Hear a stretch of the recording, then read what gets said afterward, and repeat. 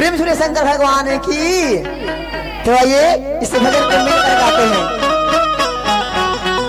क्या बात है, भजन को मिलकर गाते हैं तो और भी आनंद आता है ना दीदी। तो मिलके गाना है ना कि अरे शिवा गुरु हमार, अरे रचला न माया के बाजारे, शिवा गुरु हमार, रचला न माया के बाजारे, शिवा गुरु हमार, रचला न माया के बाजारे।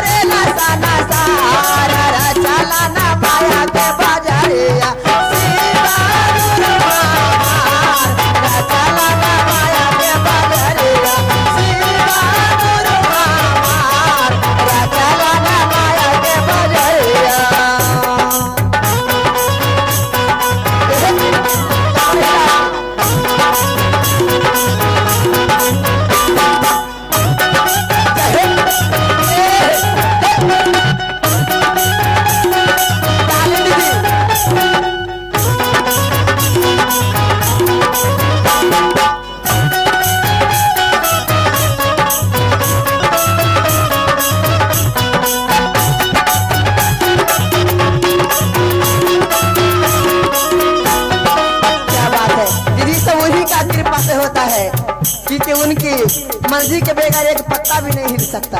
तो आइए मीठी मीठी ताली के साथ कहना है माया के कना दीवावाला, माया के ककुआ बनावाला, पनिया भरे नसा सारा रचला न माया के बाजारिया।